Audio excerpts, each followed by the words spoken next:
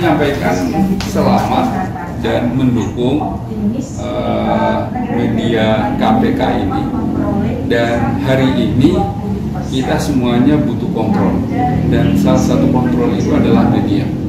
Maka media KPK ini saya kira salah satu media yang kita support, apalagi ini adalah produk dari kawan-kawan yang ada di Jawa Tengah. Bukan dalam ruangan tertentu, lalu kemudian ada narasumber juga di situ. Sebagian lain itu mengikuti secara online. Kadang-kadang juga narasumbernya mengikuti secara online juga, menyampaikan secara online. Jadi memang kita menyesuaikan dengan kondisi ini ya, kondisi pandemi. Dan yang terpenting kita mendukung dalam rangka mendukung pemberlakuan pembatasan kegiatan masyarakat ini. Kami melakukan kegiatan bersama organisasi kemasyarakatan. Ada 20 organisasi kemasyarakatan yang kita libatkan. Mereka terdiri dari organisasi keagamaan dan organisasi kepemudaan. Untuk kami sama-sama turun ke lapangan untuk melakukan edukasi, sosialisasi, dan sekaligus juga penerapan protokol kesehatan yang ada di masyarakat. Saya kebetulan kemarin turun langsung di lapangan. Ya memang secara umum masyarakat kita sudah relatif patuh ya terhadap protokol kesehatan. Tetapi sebagian kecil juga masih ada. Misalnya kemarin kita di pasar Karangayu sama pasar Bulu, itu masih ada 1-2 orang yang tidak disiplin. Dia bawa masker tapi kadang nggak dipakai, kadang dipakai tapi nggak benar, diturunkan di leher. Nah, dengan kita saling mengingatkan seperti itu, harapannya itu akan menjadi apa ya literasi pembelajaran bagi masyarakat bahwa memang menggunakan masker itu penting, jaga jarak itu penting, menggunakan tidak berkerumun itu penting, mencuci tangan itu penting. Nah, bukan saja untuk dirinya sendiri tapi juga untuk menjaga orang lain. Alhamdulillah rata-rata masyarakat yang kita inginkan sebenarnya juga mereka memahami, memaklumi, menerima. Hanya memang ya itu tadi ya, ini kan kebiasaan baru yang orang tidak terbiasa sebelumnya, jadi memang harus selalu diingatkan.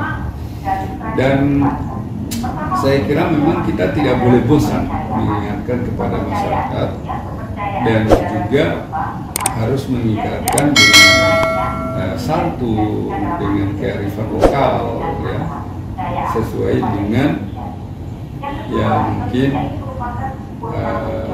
kalau saya bilang kemarin sama teman-teman ya, kita nuansanya Kesbangpol dan Ormas. Tentu nanti akan berbeda gayanya dengan penegakan yang dilakukan oleh teman-teman Satpol, TNI, dan Polri. Termasuk yang besok tanggal 15 Januari Pak? Ya, 15 Januari itu kebetulan jadwalnya FTJ ya, Forum Jateng Gayeng. Sudah mulai jalan dari kemarin. Kemarin saya bersama dengan ANSOP dan PMII. Jadi selama 2 minggu ini, kita lakukan setiap hari. Satu hari 2 shift. Jadi pagi dan malam. Nah, masing-masing satu shift itu timnya 2.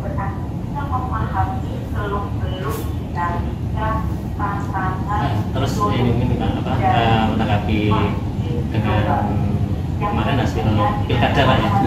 Pilkada kan Spangpol terus kan juga membina ya partai politik ya. Kalau dari Bapak mengamati dari penyelenggaraan pilkada yang sudah berlangsung dan alhamdulillah sukses terkait dengan protokol kesehatan dan sosial masyarakat bagaimana Pak? Mengatur secara yang lain. Iya. Memang pilkada kemarin itu kan pilkada yang mungkin belum pernah dilakukan selama ini, baru kita lakukan kemarin 2020.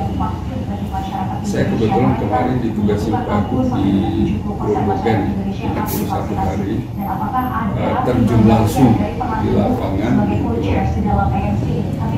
melihat, memastikan bagaimana kemudian pilkada itu harus disiapkan untuk dilakukan sesuai dengan protokol kesehatan. Alhamdulillah tingkat kepatuhan masyarakat itu tinggi sekali.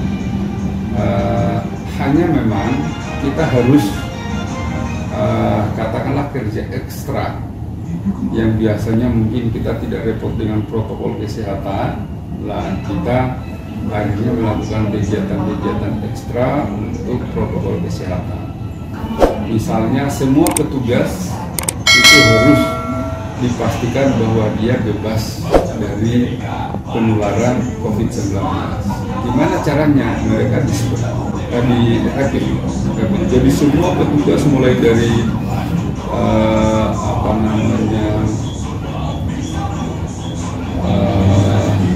yang di petugas di TPS, lalu kemudian di PPS, PPK itu semuanya direpit. Nah, di antara mereka itu pada saat direpit ada juga yang reaktif. Maka ketika dia reaktif, itu dia kemudian diganti, tidak diikutkan lagi sebagai petugas penyelenggara, terutama yang penyelenggara ad hoc. Ini memang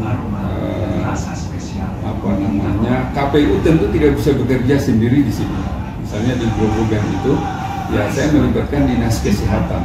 Nah, dinas kesehatan pun juga untuk melakukan rapid sekian banyak petugas KPPS itu, ya dia melibatkan puskesmas. Jadi puskesmas itu kan sudah membagi dia wilayahnya masing-masing. Misalnya puskesmas Geyer di Grobogan itu, puskesmas Geyer itu, kecamatan Geyer itu ada dua, Geyer 1 dan Geyer 2. Lah desa-desa itu rupanya udah dibagi sama mereka. Jadi wilayah kewenangannya Geyer 1 itu sudah dibagi dengan wilayah kewenangannya Geyer 2. Lah ketika melakukan kegiatan-kegiatan terkait dengan pembinaan kesehatan masyarakat, termasuk rapid untuk pilkada, lah mereka tinggal saya desanya ini gitu ya. Jadi udah bisa langsung terjun di lapangan. Partisipasi juga bagus saya kira, tidak kalah dengan partisipasi sebelum pandemi atau pilkada tanpa pandemi. Kemarin kita misalnya Jawa Tengah itu 74,43, jadi saya kira cukup bagus, dan partisipasi masyarakat juga bagus, tingkat kehadirannya juga bagus.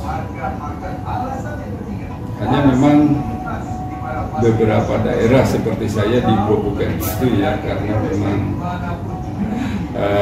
calonnya cuma tunggal, itu memang tidak sesemangat kalau ada lawannya. Jadi relatif partisipasinya memang tidak terlalu tinggi. Tapi untuk rata-rata Jawa Tengah saya kira 74,43% sudah cukup.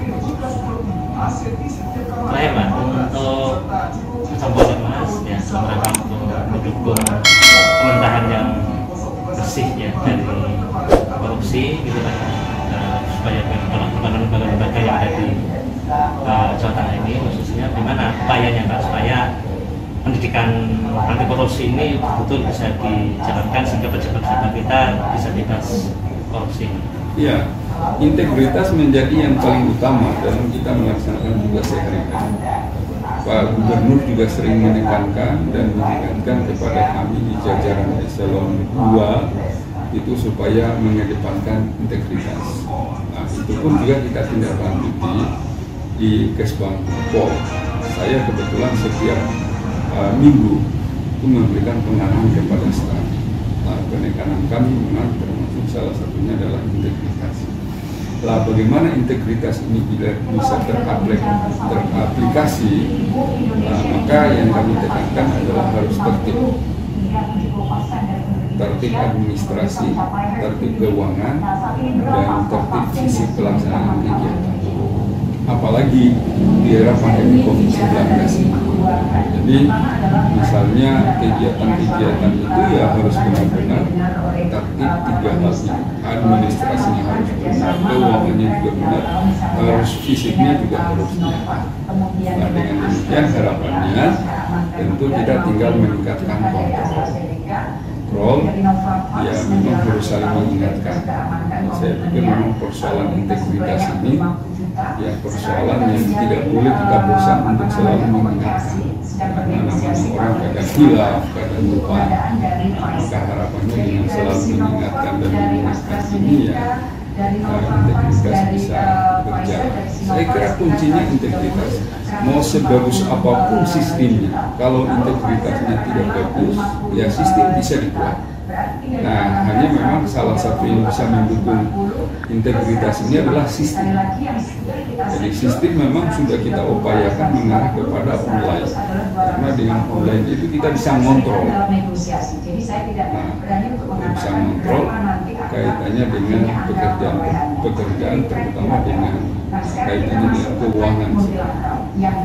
Alhamdulillah di Jawa Tengah ini kan juga sudah mengedepankan sistem yang online, karena dengan sistem itu kita bisa mengontrol lebih mudah. Tapi kalau masih manual, itu memang kesulitan melakukan kontrol. Pengawasan melekat itu akan lebih mudah kalau dengan online. Ya, saya minta tanggapan Bapak, untuk motivasi teman-teman Partai Masyarakat TKN terkait dengan tanggapan dari Bapak terkait kemitraan ini dengan Contoh di bidang sesi.